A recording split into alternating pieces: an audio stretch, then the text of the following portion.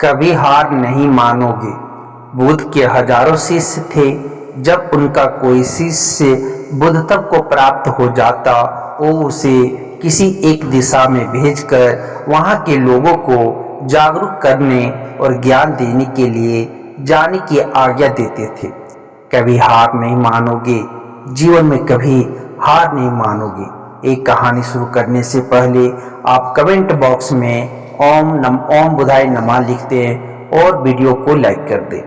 चलिए आज की कहानी शुरू करते हैं। बुद्ध का एक शिष्य बुद्ध के संदिग्ध में 6 वर्षों से था। वो एक दिन महात्मा बुद्ध के पास आया और बुद्ध से कहा, हे बुद्ध, मुझे आपके पास ये 6 साल हो गए। मेरे बाद कितने शिष्य आए, उन्हें आपने इस बीच किसी एक दीक्षा में ज्ञान देने के लिए भेजा, लेकिन मुझे अभी तक नहीं भेजा। क्या मुझे अभी तक बुद्धत्व प्राप्त नहीं हुआ? बुद्ध मुस्कुराए और बोले, या तो तुम्हें खुद समझना होगा कि तुम्हें बुद्धत्व प्राप्त हुआ है या नहीं। शिष्य बोला, हे बुद्ध, आपने मुझे इन 6 सालों में जो भी उपदेश दिया, मुझे वो सब याद है। आपकी बताई एक बात मुझे याद है। आप मुझसे भी पूछ सकते हैं, मैं आपको हर उत्तर देने के लिए सक्षम हूँ। आप मुझे एक मौका तो दें ताकि मैं किसी भी दिशा में जाकर लोगों को आपके ज्ञान के बारे में भी बता सकूं। बुद्ध ने कहा, ज्ञान की बातों को याद रखने से कुछ नहीं होता जब तक आप उसे अपने आचरण में ना लाओ। जब तक आप किसी भी चीज को अपने आचरण में नहीं लाओगे, तब तक आप दूसरों को नहीं कह सकते कि वो उसे अपने आचरण में लेकर आए। शिष्य ने कहा, जो भी हो, कृपया आप मुझे एक मौका दें। आप मुझ पर भरोसा रखें। मैं सभी को अपने ज्ञान से प्रभावित कर सकता हूँ। मैं लोगों को ऐसी बातें बता सकता हूँ जिससे उनके जीवन में शांति आएगी और वो शांतिपूर्ण अपना जीवन जी सकेंगे। बुद्ध ने कहा, अभी तुम तैयार नहीं हो। जब तुम तैयार हो जाओगे, मैं तुम्हें खुद सही मार्ग पर जाने के लिए कहूँगा। शिष्य ने कहा, क्यों बुद्ध, आपने मुझे इन 6 वर्षों में इतना भी ज्ञान नहीं दिया जिससे मैं लोगों को प्रभावित कर सकूं।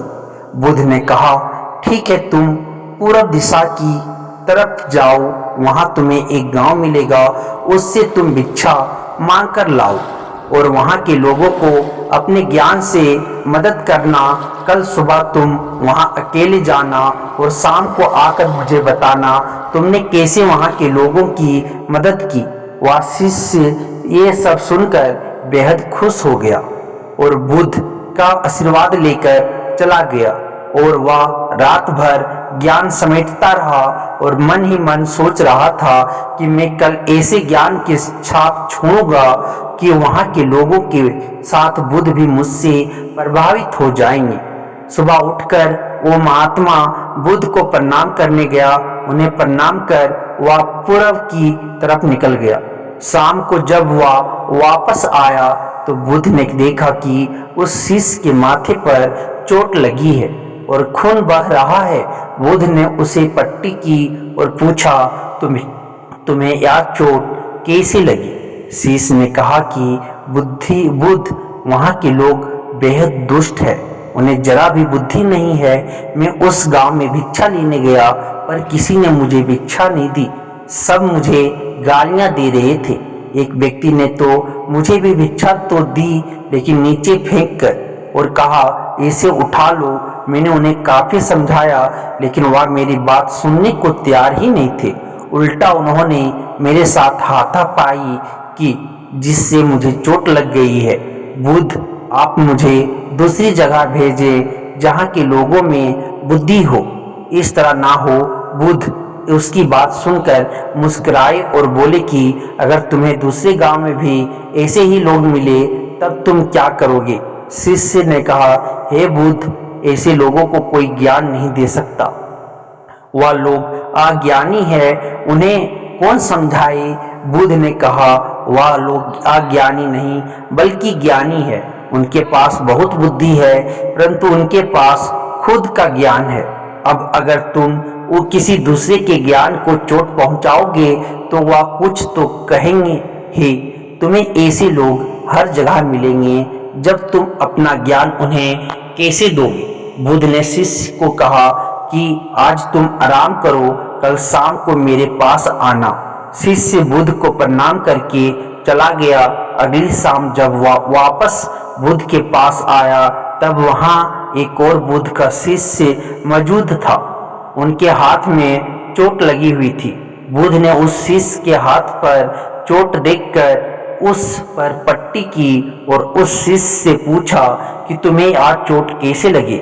शिष्य ने कहा, हे बुद्ध, आपने पूरब के एक गांव में जाने के लिए कहा था, वहीं मुझे आज चोट लगी। बुद्ध ने कहा, वहां तुम्हारे साथ क्या क्या हुआ, तुम मुझे बताओ। शिष्य ने कहा, हे बुद्ध, वहां पर मैंने सबसे भिक्षा मांगी लेकिन किसी ने मुझे भिक्षा नहीं दी। एक व्यक्ति जिसने भिक्षा दी थी उसने भी वह मुझे जमीन पर फेंक कर दी और कहा उसे उठा लो। मैंने चुपचाप उसे उठाकर अपने पात्र में रख लिया और उसे कल्याण का आशीर्वाद दिया। तब उस व्यक्ति ने मुझसे कहा, आप बड़े ही अजीब व्यक्ति हो, मैं आपका अपमान कर रहा हूँ और आप मुझे आशीर्वाद दे रहे हैं। मैंने उनसे कहा कि आप धनी हैं, आपने मुझे दान दिया है, इसलिए मैं आपको आशीर्वाद दे रहा हूँ। फिर वहाँ से मैं आगे गया तो कुछ लोगों ने मुझे वहाँ से जाने के लिए कहा। उन्होंने मुझे कुछ अपशब्द कहे और मुझ पर कुछ पत्थर फेंके जिससे मुझे चोट लग गई। जब मैं वापस आ रहा था तब मैंने एक माँ को रोते हुए देखा। वह अपने बीमार बच्चे को लेकर चिंतित थे। मैं तुरंत जंगल से जाकर उसके लिए जड़ी बूटी ले आया, लेकिन वहाँ के लोग मुझे जड़ी बूटी देने नहीं दे रहे थे। फिर मैंने उनसे विनती की कि वह मुझे उस बच्चे का इलाज करने दे, उसके बाद वो जैसा कहेंगे मैं ठीक वैसा ही करूँगा। फिर जिस व्यक्ति ने मुझे भिक्षा दी थी उसने गांव वालों को समझाया, तब उन्होंने मुझे उस बच्चे को जड़ी बूटी लगाने दी। उसके बाद वह बच्चा ठीक हो गया। फिर गांव वालों ने मुझसे अपने किए गए अभद्र व्यवहार के लिए क्षमा मांगी और मुझे धन्यवाद कहा। फिर मैं वहां से वापस आ गया। हे बुद्ध, आपसे एक विनती है, उस गांव के लोग बहुत भोले भाले और सीधे हैं। क्या मैं रोज उसी गांव में जाकर भिक्षा मांग सकता हूँ? ये सभी बात वो पहला शिष्य भी सुन रहा था। उसने यह सुनते ही बुद्ध के चरणों में गिरकर कहा कि हे बुद्ध, मैं समझ गया हूँ कि अभी मैं उस लायक नहीं हुआ कि दूसरों को ज्ञान दे सकूं। बुद्ध ने कहा, हमें बाहर वैसे ही लोग दिखाई देते हैं जैसे हम भीतर से होते हैं। जब तक हम स्वयं को नहीं बदलते तब तक हम किसी को भी नहीं बदल सकते। खुद में परिवर्तन करना बेहद जरूरी है। कोई भी बात बताने से पहले उसे आचरण में लाना बहुत बेहद जरूरी है, क्योंकि आचरण में लाई हुई चीज को बताना समझाना बहुत आसान होता है और उसे लोग बेहद आसानी से अच्छे से समझ पाते हैं। दोस्तों, आपने क्या सीखा इस वीडियो से जरूर बताएं। दोस्तों, हम सभी को ऐसा लगता है कि हमने जो कुछ भी सीखा है वह हमको दूसरों को सिखाना चाहिए, लेकिन हम जाने अनजाने में दूसरों को सिखाने के चक्कर में हम कभी कभी गलत साबित हो जाते हैं। तो इसलिए दोस्तों, अगर आप किसी को भी कोई भी सुझाव देने के लिए जाते हैं, आप कोई भी चीज़ सिखाने के लिए जाते हैं, तो सबसे पहले आप उस कार्य को संपूर्ण रूप से और सही ढंग से अच्छे से सीख जाए और आपको जब यह पक्का प्रूफ मिल जाए कि अब मैं इस कार्य को संपूर्ण रूप से सीख चुका हूँ, अब मैं दूसरों को सिखा सकता हूँ, तभी आप दूसरों को सिखाने के लिए जाएं। अन्यथा आपके साथ दुर्व्यवहार हो सकता है और आपको क्षति भी पहुंच सकती है। तो दोस्तों, कैसी लगी ये कहानी आप कमेंट करके जरूर बताएं। अगर एक कहानी आपको थोड़ा भी मोटिवेट किया हो तो अपने दोस्तों के साथ अवश्य शेयर करें। धन्यवाद।